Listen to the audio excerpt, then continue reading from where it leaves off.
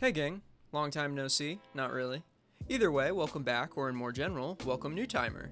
And today we're going to talk about a little title that caught my interest a while back, which I finally gave a chance with my oh so limited free time. That title is Zoochosis. Zoochosis is an indie survival task manager body horror game, which I found enjoyable enough to make a video on after streaming for like 5 hours straight. In the real world, zoochosis is a condition that describes abnormal behavior found within animals who are held in captivity, or in other words, a zoo. While that may be an unfortunate reality of our own world, we're going to delve into a little escapism here, a little book or game of alternate reality. To preface, I will say while I enjoyed the game, I found that the community surrounding it is rather mixed. Some love it, and some hate it. Does it have flaws? Yes. Is it enjoyable? Also yes. But we'll talk more about that on the end. With that said, let's explore the complete plot of Zoochosis along with the 20 plus endings that are included thus far.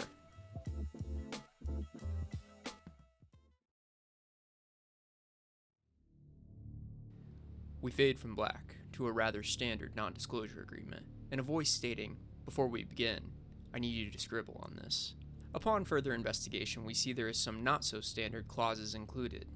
One notable clause would be that the night zookeeper is not to involve police or other law enforcement agencies regarding death, injury, or other events that occur while working at the Pine Valley Zoo, which, in case you didn't know, is not something any corporation can include in any contract, and even liability waivers don't carry much weight when put to the test.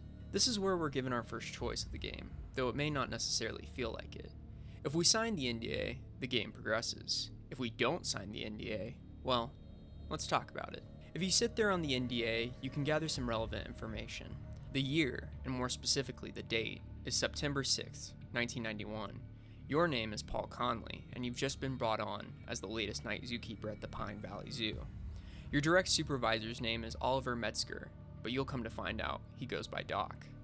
As we sit there, staring at this static image of the presumably freshly printed NDA, we begin to receive dialogue from both Doc and ourselves. Doc says over the image, "Let's not waste time here. You'll be sitting here all night, and I've got more important things to attend to." More time passes as we sit there, but eventually Doc begins to play a very revealing voicemail. The call connects, and it's the emergency suicide helpline. On the other end is us, Paul Conley. Right, I didn't want to do this, but it seems I have to. Listen. Hello, you've reached the emergency suicide helpline. How can we help you? I got nothing. I've been unemployed for a year. I lost my house. My money is gone. No life. My family. Damn it. I just can't face them. Lily, Gina, they're great. And too good for me. I'm just a stupid failure. What? Where did you get this? Chill, Paul. No need to break the nose of a man ready to solve your problems. All the problems, Paul. With the house, with the money, and even with the expensive treatment for little Gina. Well, what do you say? You ready to sign?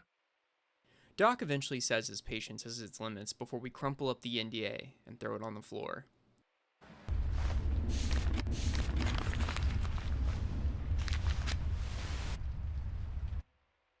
Sorry, chum, but it seems you're such a dimwit that you're only good for meat.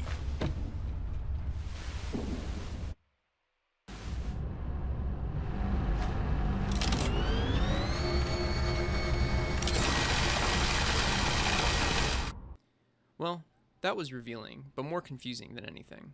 I would like to avoid that again, if possible, and I'm sure you would too, so let's just rip the band-aid off and sign the damn thing. Once signing, Doc says we made the right move, and after seeing what we just saw, I'm inclined to believe every word. Doc has us attach a body camera to our chest, then he gives us a PDA that looks like something straight out of the Ridley Scott Alien series.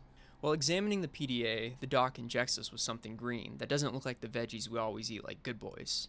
Doc drags us to another room, where we ask what the hell he just shot us up with, and he says just antibiotics to prevent bringing home any infections from the animals we'll be taking care of. He also mentions that he took our cell phone and will be starting tonight. We're amazed because we thought it was just an interview, and our wife Lily is waiting outside in the car for us. Doc says the job is ours if we can handle the first night, and to let's go. We get to take in the first look of our surroundings, where we find ourselves in a company break room. It's dingy with several lockers and food in wrong containers. Pasta in a milk carton? There's a locked door with a bio handprint scanner. Our handprint is clearly not in the roster of acceptable entries. We make our way into the main corridor, where we see a tram of sorts and the dock with a cart. We're instructed by Doc this is the hub, and that some of the animals are running low on food.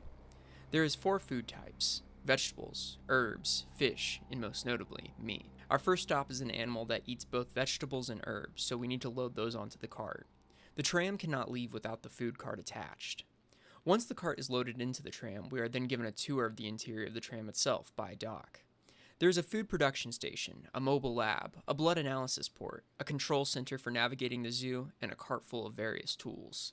Doc wants us to prepare the food for the giraffes by cutting the designated portions with minimal error.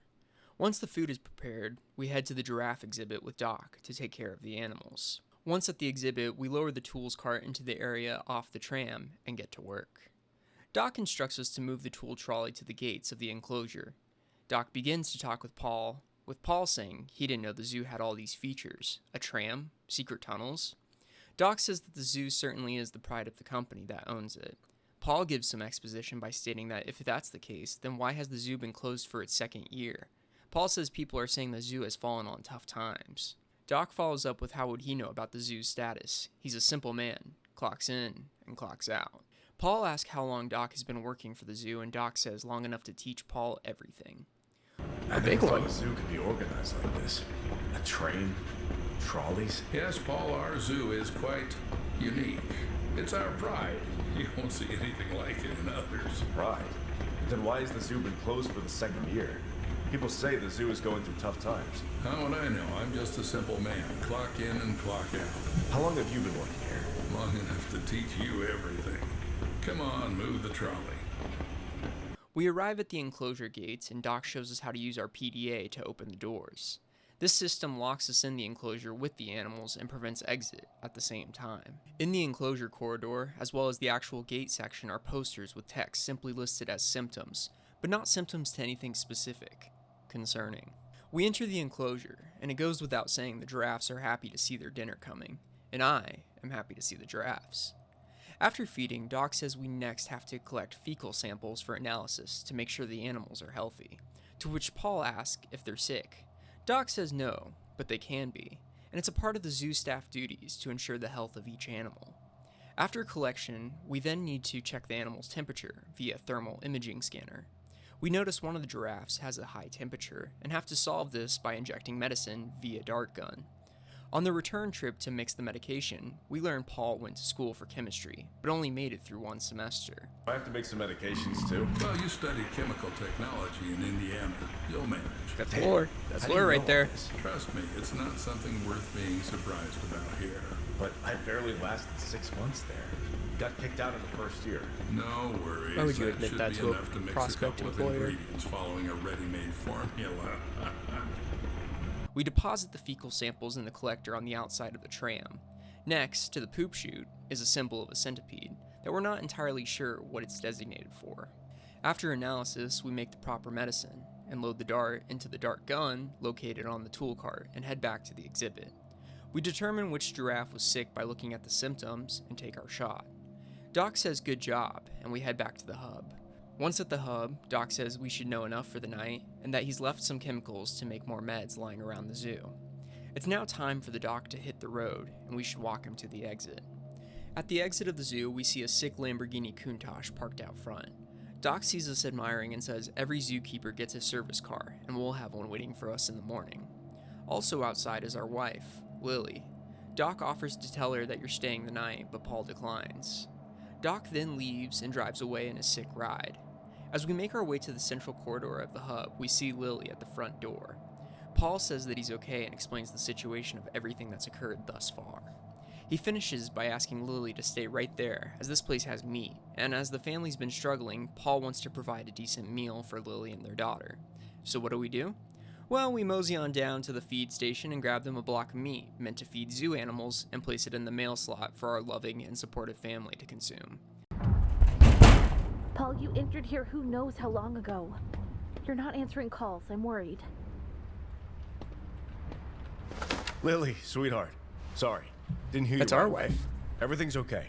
They put me on probation, but I had to start immediately. You should just go home. I'll be back in the morning to Notice tell you the everything. wedding ring? Paul, but I It's a clear saw sign them of lock you marriage. up. It's not normal. Yeah, it's just protocol here. Their hand They took took away my my phone and hands. made me sign an NDA. This will be easy And to all I have to identify do is and feed insert and myself treat into the animals. character role. Oh, and by the way, there's plenty of meat here. I want my girls to finally eat normal food. I'll be right back. Don't go away. We're stealing Zoom?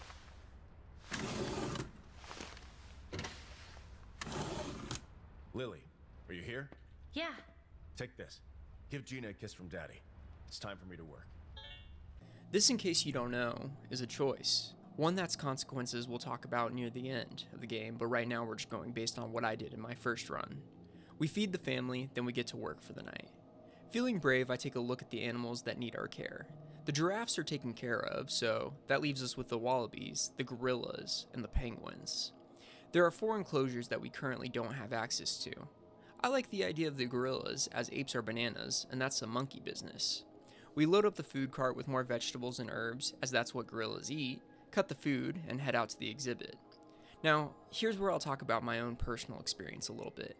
I initially made the food wrong, because when I cut the food, I assumed the keep versus feed sides were flipped. Something that isn't clearly explained, even in the tutorial, which in case you haven't noticed, was the giraffe enclosure. This added a bit of a hitch to my game and took some of the suspense out of the playthrough, as I had to go back and make food again. If you feed the animals the wrong mixture of food, or the wrong food in general, they will become sick. And more importantly, the feed the animals objective will not be completed. There is more to this, but I'll talk briefly about it in a moment. Once I initially cut the bad food, I headed towards the enclosure with the tool cart and began to run through the task. This is where I got my first, or I guess technically second, jump scare, as Doc briefly disappears for the tutorial, only to jump out of a corner.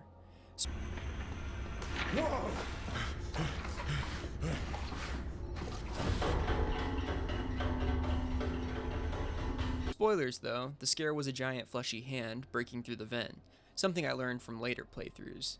This worked on me, but was less effective because the scare was off screen, as when you approach the enclosure with the tool cart, your back is faced to the direction you're headed, something that I'd say was a bit underutilized. At each enclosure except one, there are storage rooms where we can find chemicals for medication and a phone model that can only receive calls. We use our PDAs to access these rooms. These phones can be found in each storage room as well as the central zoo hub. In the gorilla enclosure, one of these phones was ringing behind a locked storage room door. I access the storage room and locate the ringing on the other side, and connected to the line is a woman by the name of Linda. Linda wants to talk to CJ, but Paul informs her that he's here alone. Linda says he must be in the lab, but Paul says there isn't a lab, to which Linda states he must be new. She informs Paul she is CJ's wife, and that CJ needs his medication and to check his locker for the medicine using a provided code. Paul says this doesn't feel right, but agrees, and Linda states she'll call back. Night Zookeeper, Paul Connolly. Oh, thank God, finally. Please don't hang up. I've been trying to reach my husband all day. He's a scientist, Clarence J. Summers. People usually call him CJ. I'm sorry, man. I'm here alone. Please check for me. He should be in the lab. Is there a lab here? Oh, I understand. You're new. Then one last request. Look in his locker in the break room. Code 1768. Ma'am, this doesn't feel right. Paul, I'm begging you. CJ needs to take his medication regularly. I just want to make sure he has them with him. Just open the locker, that's all. I'll call back. 1768. After hanging up, we continue to explore the storage room where we find a PDA with an entry by one Anthony Hopwood, stating he saw something horrible but shot it with a lethal dart. It took 300 milligrams, but it worked. We exit the storage room, but I don't feel like seeing a loading screen, so we don't go and check the locker mentioned by Linda. We then proceed to feed the gorillas the incorrect food. I take the gorilla's temperature, and one of the gorillas is running a little hot. Thor. The gorillas begin throwing up as the food is not good. I'll circle back to that new problem later. We begin to check the sounds of the gorilla with a tool not used in the tutorial, as well as taking blood samples. Frankly, this is where the tension began to rise again. Gorillas can kill you when they're healthy and sane, but make the gorilla sick, and sick with an unknown disease that seems to have symptoms similar to rabies, well, that's a new barrel of monkeys. I go to take Thor's blood, who's now asleep in a mud hut, and notice one of the symptoms from the posters to be on the lookout for, a scratch. Once I collect all the data, I need to diagnose the gorillas. I load the tools on the tool cart and head back to the tram and get cooking. While there, I say fuck it and head back to the hub to grab more ingredients for food to do this whole thing right, but still don't check the locker. Grab the H&V, make a duck hut, and bada bing, bada boom, we feedin' and picking up the poop. I'm nervous of Thor and trying to avoid him at all points. We go back to the tram, grab the dart, and administer the meds to Thor. It's a medical miracle, he's cured, and we exit the enclosure. On the way back to the tram, we receive a call on the phone. We pick up the phone and, like a dummy, start talking before identifying who's on the other end. I'm sorry, ma'am. I haven't had a chance to look around yet. What's with the ma'am? Oh, nothing. A woman called, looking for someone named CJ, searching for her husband. That bitch again. Oh, Although God. CJ's no saint either, always hanging around some girls, lying to his wife that he's in the lab, and we don't even have labs here. Anyway, forget it. Why am I calling you? There'll be a food delivery soon, and you need to grind some fresh meat. Got it? Yes, sir. Excellent. I'll call you later. I guess we'll just go deal with the food delivery. So apparently there's a delivery. How exciting. We head back to the tram and throw up. Weird, but it happens. Get in the tram, wipe our hands of this monkey business. Did I use that one already? And call this a one and done. 2 more to go. Penguins and wallabies. Before we progress, let's talk about the game a little bit. So, this whole part never happens again. Like, ever. What I mean by this is the animals never don't do the thing they're supposed to do. The events of the game occur almost like clockwork. Little did I know, living this for the first time, this non-transformation event was quite special, and I have a few theories as to why it occurred. Not to completely destroy the narrative flow of this video, but here is how every enclosure goes, ever. 1. You show up to the enclosure of an animal of your choosing. 2. You run the diagnostics on the animals, at least one in particular is always sick. 3. You determine the needed course of treatment and make the corresponding medicine at the tram lab. 4. You head back to the enclosure and 5. Engage in epic showdown, which in itself is a choice we'll talk about further. 6. Following epic showdown, cure animals and move on. Rinse and repeat. You may have noticed something in this occurrence with the gorillas. Step 4 did not go according to plan. I believe it's either because A, this builds suspense, or B, it's because what I did with the food. This whole gameplay loop I've described will come back in later for my final thoughts and review of the game, but if you recall, I gave the gorillas food that made them sick and throw up. This will be important later, but for now, let's progress. Back to the hub.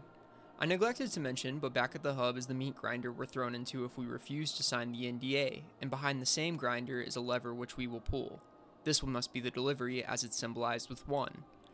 Out from the ceiling comes the package, and golly gee, what fresh hell is this?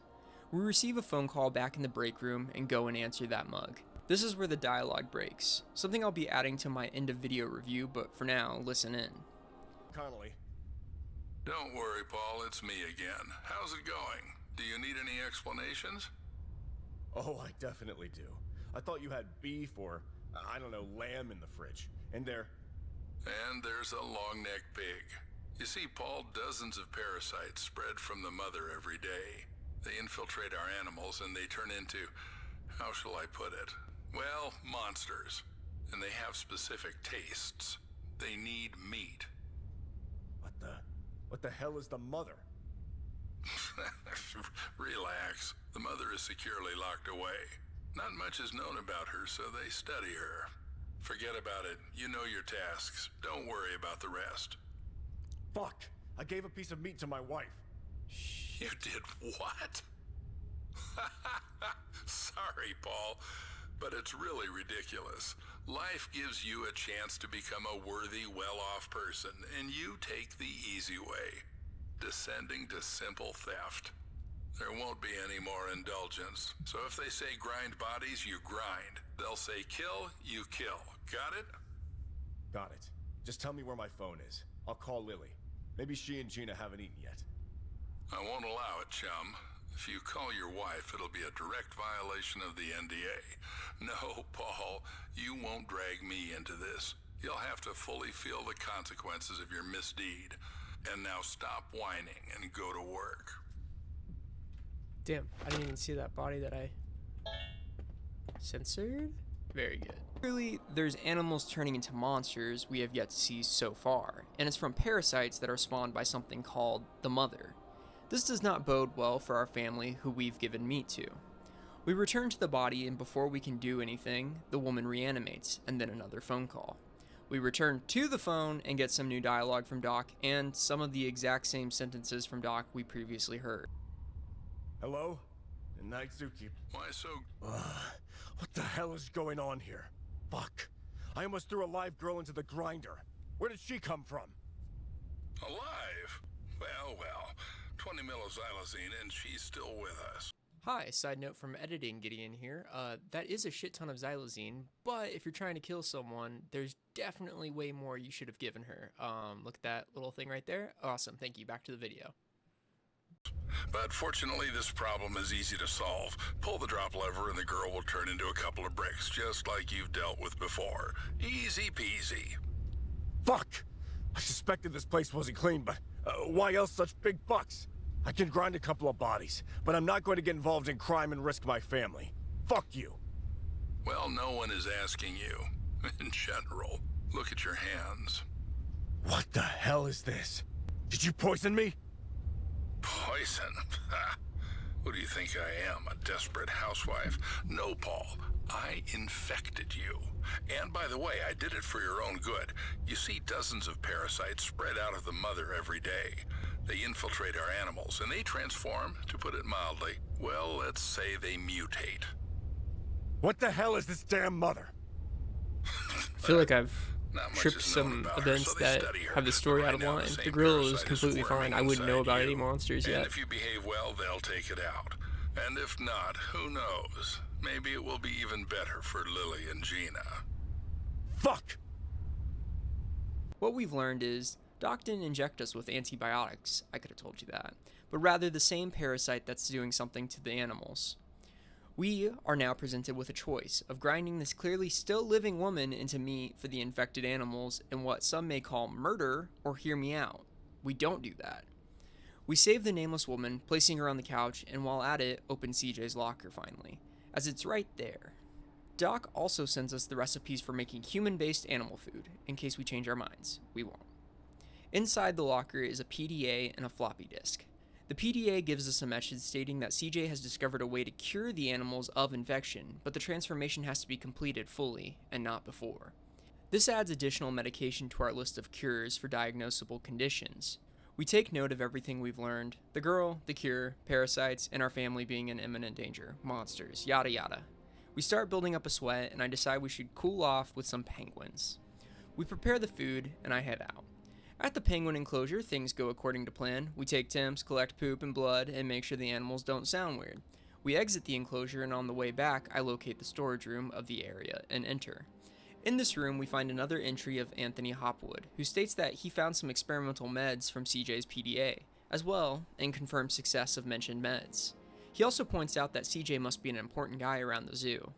I grab some chemicals laying around to make meds and find another PDA, and it's the third of the 4 entries from Anthony Hopwood, stating that when they turn, the human meat can calm them down.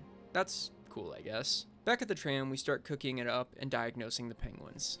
Seeing as I'm a Sunday pacifist, I wanted to try and cure the monsters or whatever at this point, just in case the animal was in fact infected with some kind of parasite.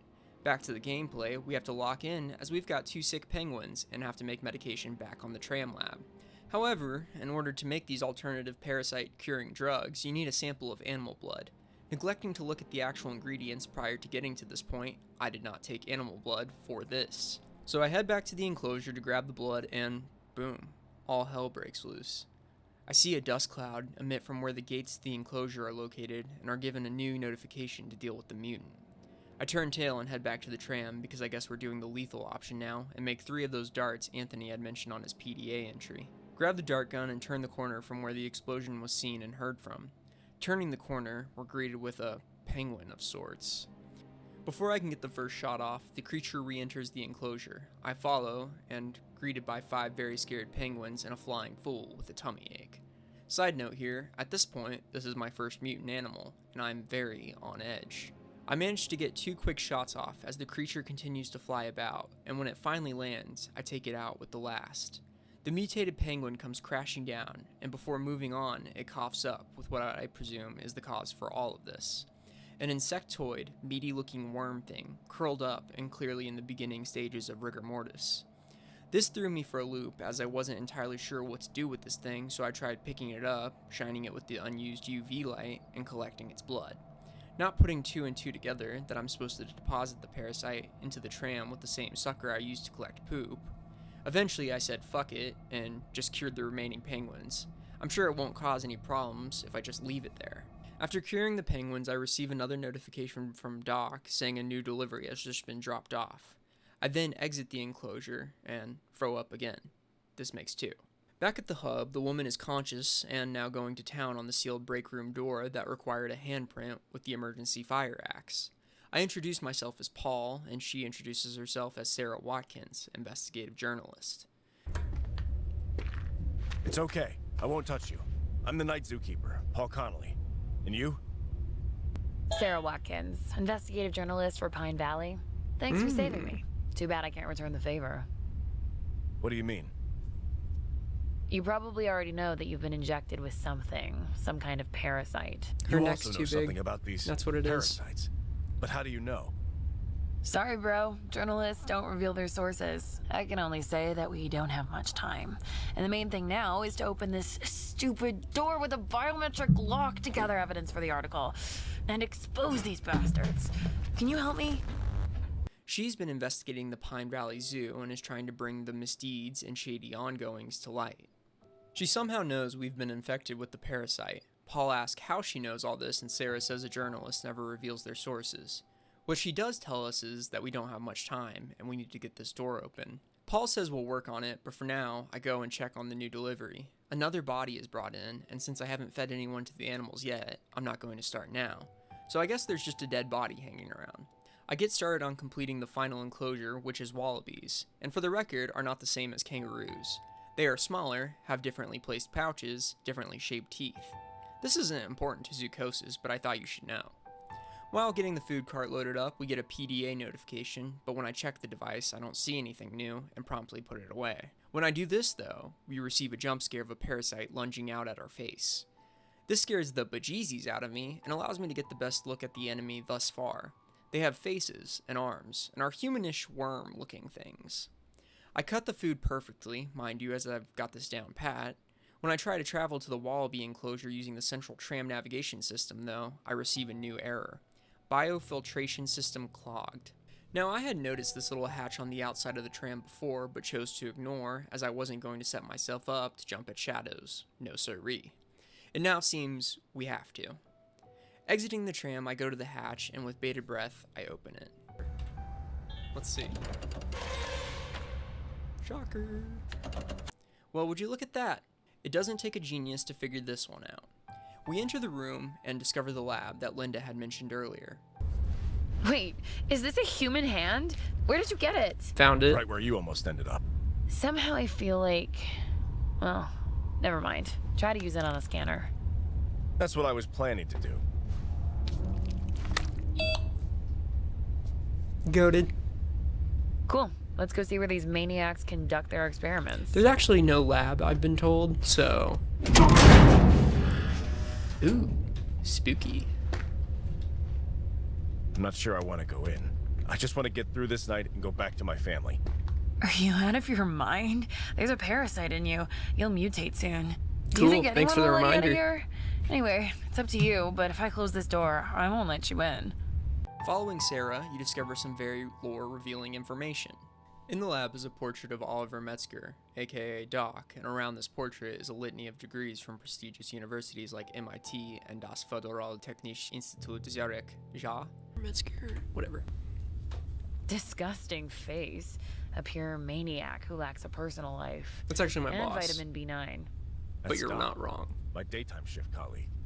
For a daytime zookeeper, your doc has too many scientific degrees. I'm actually a nighttime I bet he's the head honcho zookeeper. here. This portrait, it looks like he has a Republic of France medal, but I have no clue. It doesn't seem to be relevant to the story or who this character was inspired by.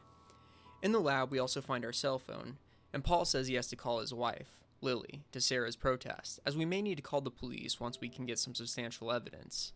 As if the giant dead mutant penguin body sitting in the enclosure, the written witness statements of presumably missing people, the dead human body hanging over the grinder, the dismembered human hand, and everything both Sarah and I could tell them, like kidnapping for example, wasn't enough.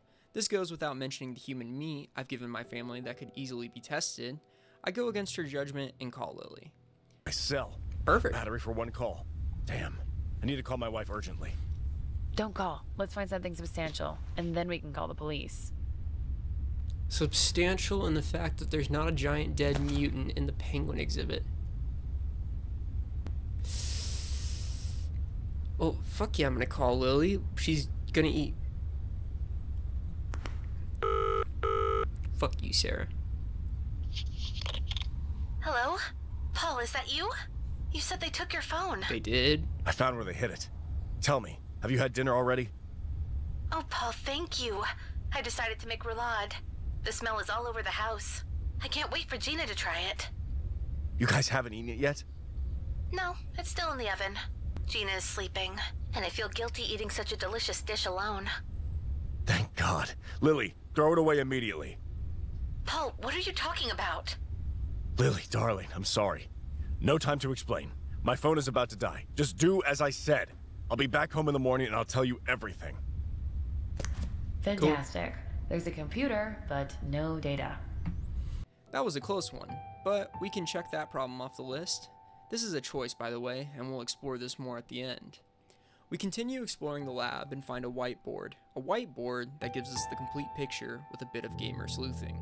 This timeline here in the far left corner of the whiteboard shows that Metzger, or someone at least, discovered Mother, the creature where all these parasites are coming from, sometime in 1967 from an ice cave.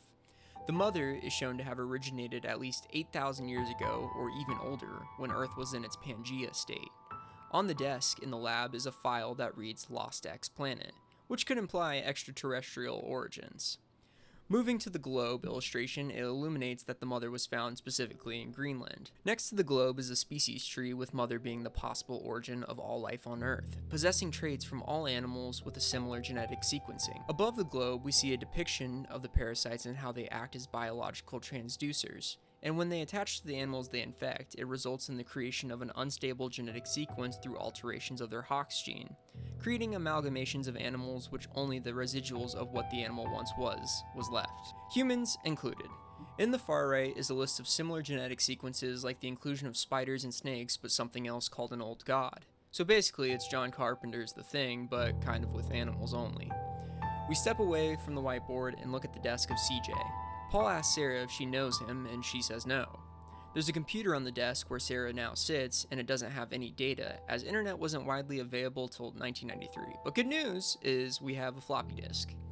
Handing the floppy disk to Sarah, she informs us that there's a password. Shit. And more importantly, she's not a hacker. Double shit.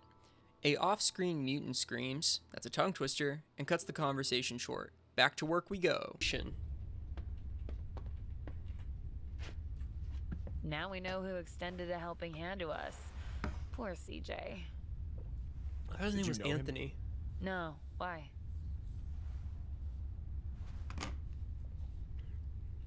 Those numbers seem significant on the top, but whatever. Floppy disk? Where'd you get that? Found it. I found it in one of the lockers. Well, of course. Here's the password. Damn. You're not a hacker by any chance, are you? Not even close. I can guess the password only if I know who came up with it. Damn. Then we're at a dead end.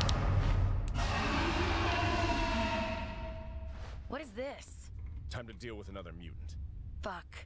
Let's still call the cops. At least they'll get us out of here. I'll think about it. Think about calling to the wallabies. Da da da da. At the enclosure, we begin the normal rigmarole. We take the cart to the gate, we check the storage room, and find Anthony Hopwood's last entry. He's beginning to crave eating the raw meat. His hand grabbed it by itself, and before he could think, he devours the chunk. Very cool.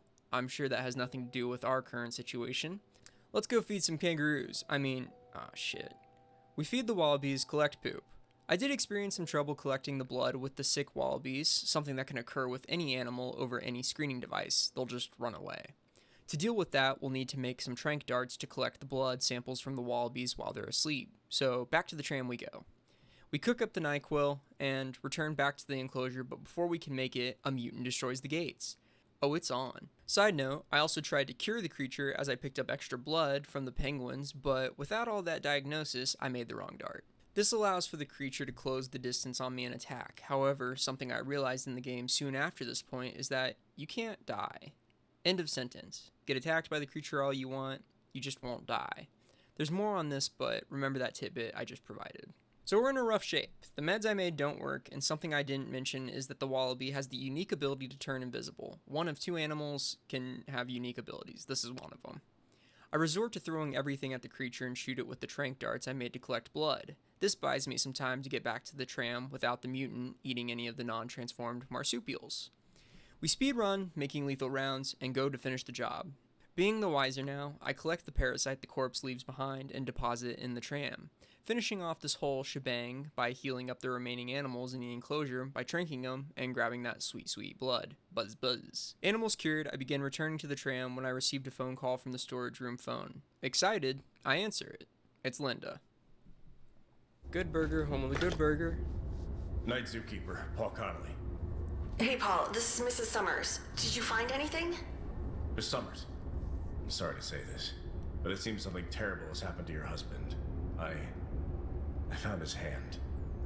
Just his hand. Oh, God. Miss Summers. Miss Summers, are you there? I understand you're in shock right now, but please call the police. Tell them that I and the journalist Sarah Watkins are locked in the old zoo. Sarah Watkins? Seriously? Is CJ messing around with that slut again? Well, now everything's clear to me. Tell her that these idiotic pranks won't work on me this time. You found CJ's hand? What the hell? Let that bastard try to come home. I won't just cut off his hand. I'll cut off his dick.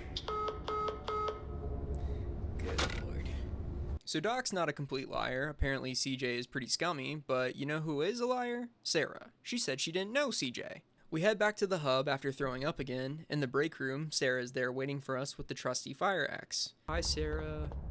Damn, you look awful. I feel Fuck awful. you. Why didn't you mention that you slept with CJ? See your source? How do you know?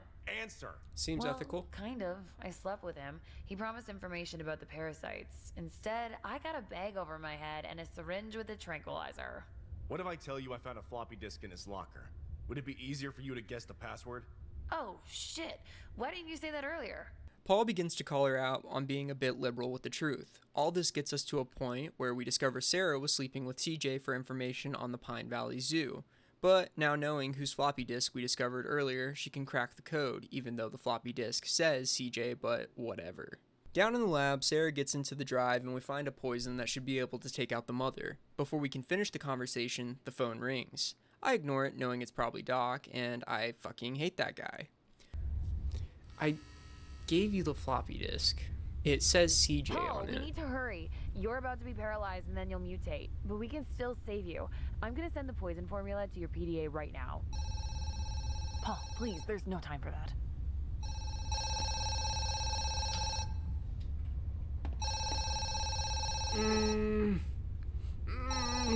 A choice. Alright, well. CJ came up with a poison formula that could work on Mother. She's connected to all the parasites. Kill her, kill them all. Even those already parasitizing living organisms will die. Cool. I wonder what they were... Returning to the conversation, we discover if we kill the mother, we can kill all the parasites currently infecting the zoo, and more importantly, the one inside of us. This poison is made by juicing up one of the captured parasites from the animals we've been curing or killing. These parasites are kept in a hidden compartment on the tram. Apparently the parasites come in 3 variations of male, female, and angry male. Males will face females, and angry males will face other males in an attempt to fight.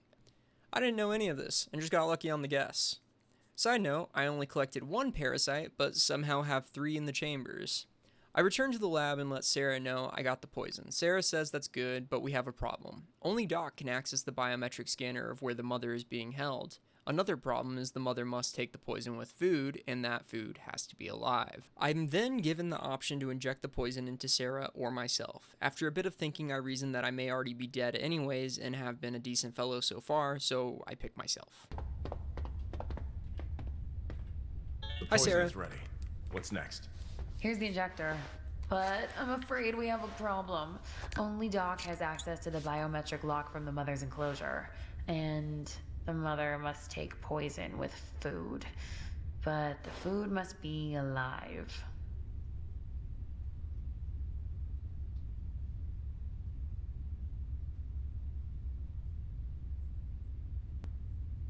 Mm-hmm.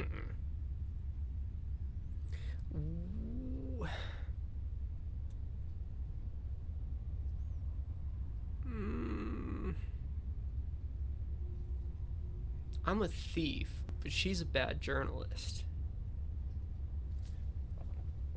I might be greedy.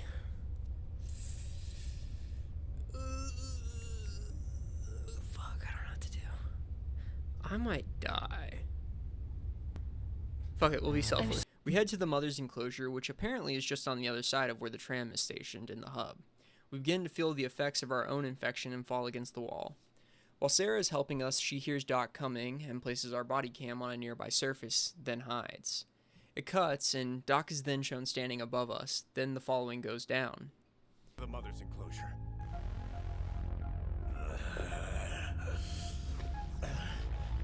Paul, you're about to be paralyzed. I think I won't be able to inject the poison myself. You need to do it. No, I'll do better. I'll shed light on this shit. Just wait for the Doc. This is Doc. Faster. Inject me with the poison, Sarah.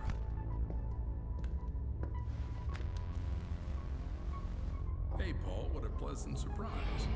Usually your colleagues pass out in the most unexpected places, but you got paralyzed right next to Mother. Saves me the trouble of dragging you. Yes, Paul, you're right. This is the end.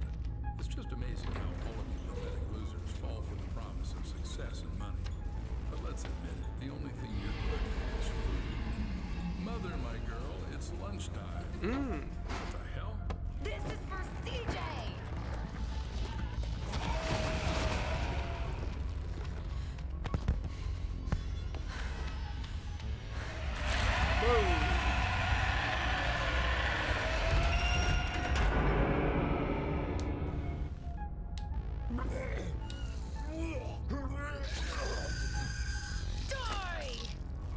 Paul, how are you? I'm okay. Let's get out of here. No symptoms. Totally good again. My Countach. At least that Nice. bastard didn't lie about one thing. I survived the night, and now I have this car.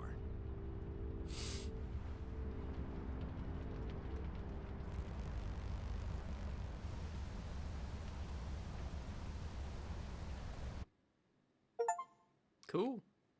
Recover from a parasite, clean run, kill no one, save everyone, identify the female parasite.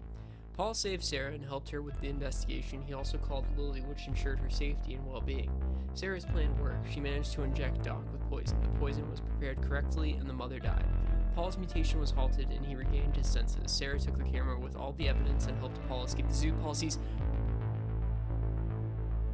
I'm a slow reader.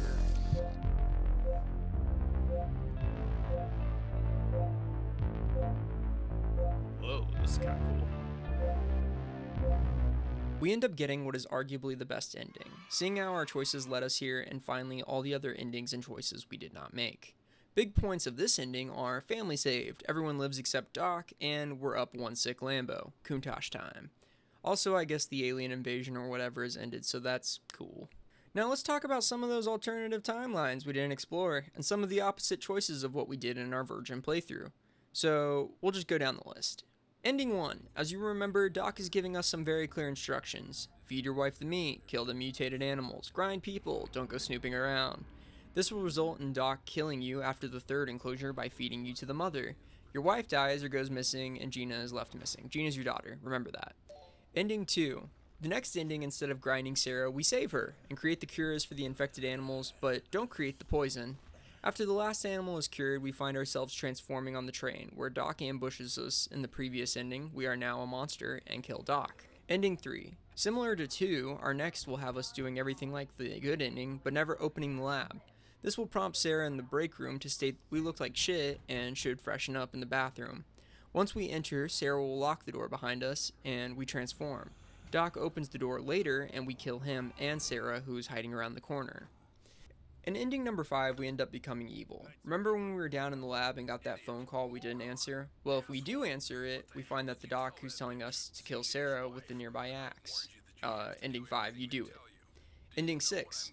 This will also be an option if we choose to ignore our wife the entire playthrough. This includes not giving her meat or calling her when given the chance. Big difference is the same outcome with the axe, just different dialogue. Ending 7 is arguably the worst. We do everything wrong, we don't give the meat block, we don't call, incorrectly cure all the animals, and when asked to create the poison we use a male parasite instead of a female. This will trigger the ending where the mother eats Paul, Lily, Doc, and Sarah. Ending 8. We do give the meat block but still do everything in 7. This will lead to the same result, just altered dialogue. Ending 9. We give the meat block, but don't call Lily, save Sarah, open the lab, and cure all the animals, but use a male parasite and inject it into Sarah. This will cause Paul to die, and Doc feeds Sarah and Lily to the mother. Ending 10. We don't give the meat block, but still do all of the things of ending 9. Same end result, just different dialogue. Ending 11. We ignore Lily completely, meat included, kill Sarah, cure all the animals. This will cause Doc to show up to the hub with Lily's corpse. Ending 12. We do not give Lily the meat, we kill Sarah, open the laboratory, and use the phone to call Lily. Once finished with the animals, we are greeted by Doc as we slowly mutate. Paul and Sarah die, but Lily lives.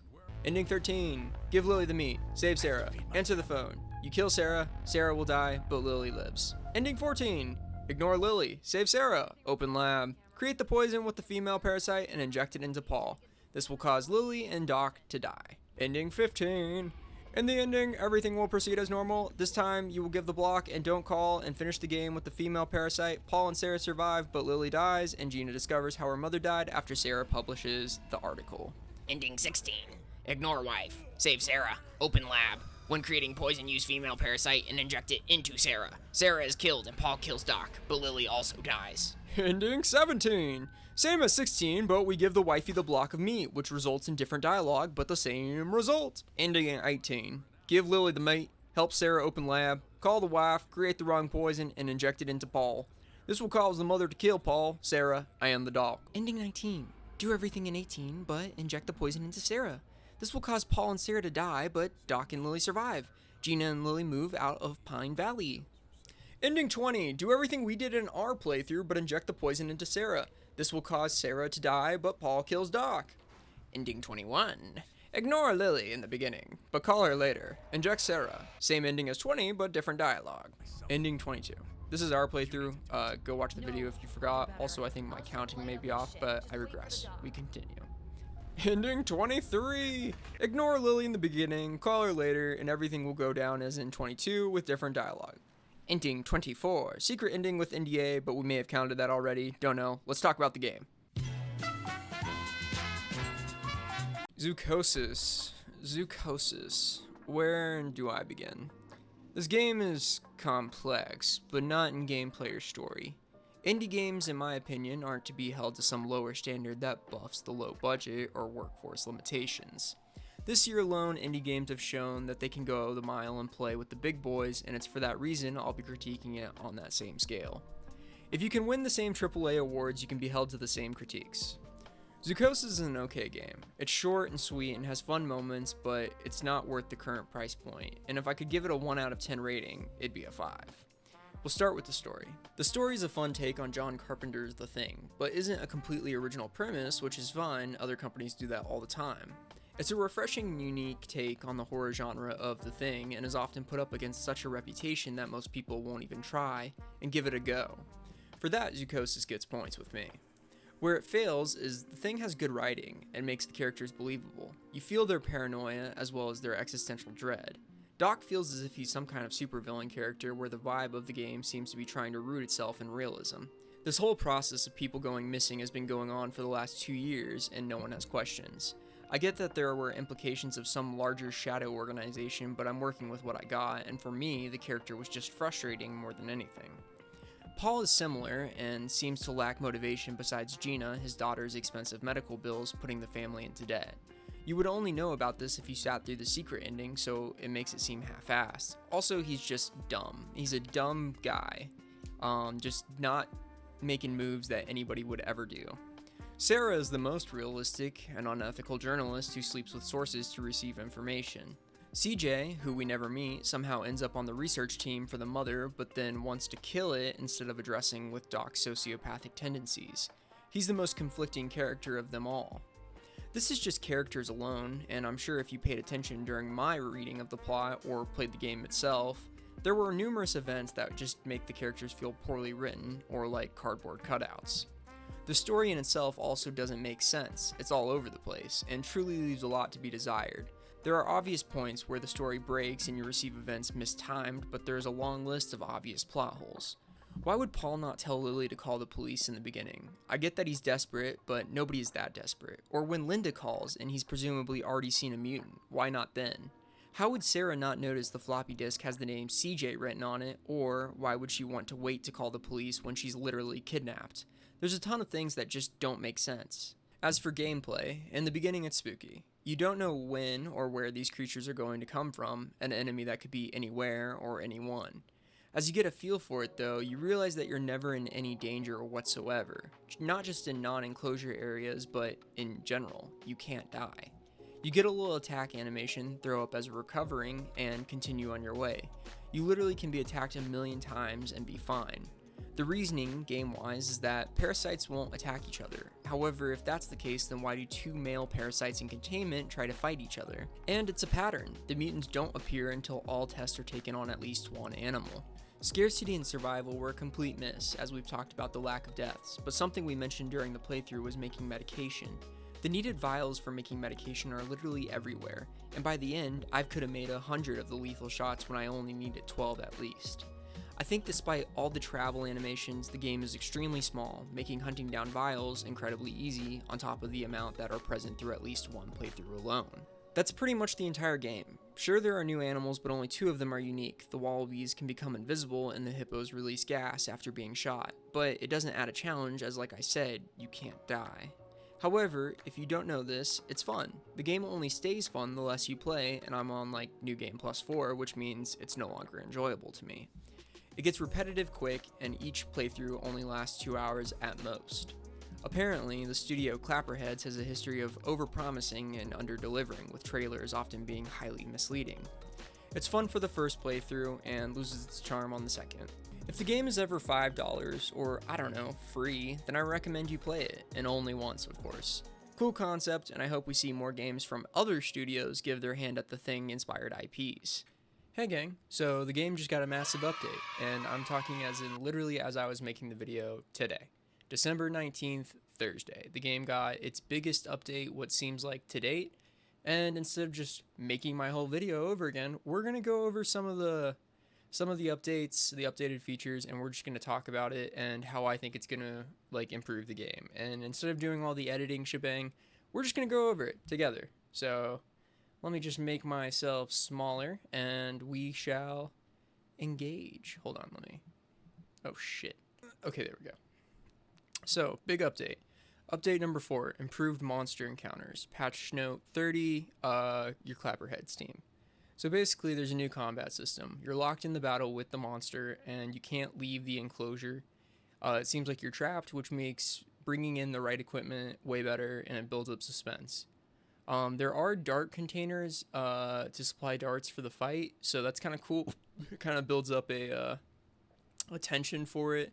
Stronger monsters, they have increased health, damage over time, attacks now deal gradual damage. And just from looking at this update right here, it looks like the monsters instead of 3 health have, I want to say 6 health, which is really cool. That adds some tension. New monster healings, healing the boss is now separate from combat. After defeating the boss, you can choose to heal or kill it, which is awesome. So you don't just kill the animal once you beat it, you get a chance to heal it up, which probably helps the story a little bit more. It looks like there's also now a death mechanic, which makes this game way better. There's clearly some kind of, looks like the zebra can kill you, so the monsters can kill you. I understand that was probably the biggest complaint that they had received from developer notes. If you can't die in a horror game, it just completely takes away the tension. Parasitic infection, parasite infections are now weaken you during battle. PDA update. A new infection tab has been added to the PTA. higher levels of infection decrease your health, making fights more dangerous. Doesn't look like they have a health bar yet, just from this update, so you wouldn't be able to tell anything. Monster spawning. Boss appearances are now more unpredictable, which is awesome, because you could literally predict the game like clockwork, and you know, it just completely takes the excitement and randomness out of it. Spawn rules for monsters have been overhauled, which is cool. That's literally my biggest complaints are right there.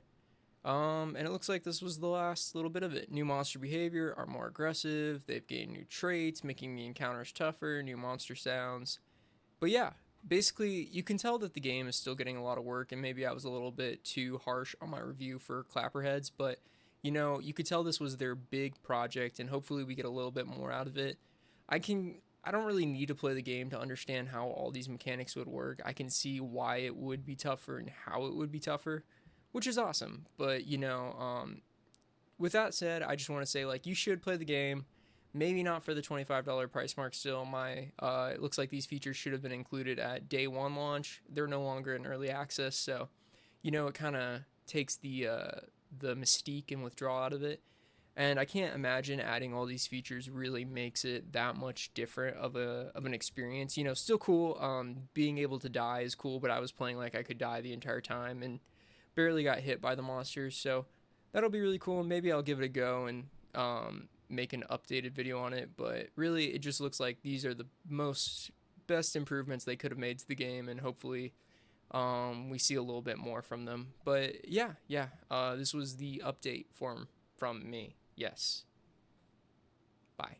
If you enjoyed, please like and subscribe. I do one gaming video like every 3 months, but philosophy is more my jazz, and drop much more frequent videos gravitating to that style. Yes. And I always end every video by saying peace out. But yeah, peace out. I enjoy you. I've updated the website. Go check it out. I got merch. It's cool. I just ordered some merch for myself. Hope you guys enjoyed this one. Peace out. Like, legit peace out now. Bye. Bye. I love you. Bye. Merry Christmas. Happy Hanukkah. Merry Kwanzaa. Yes.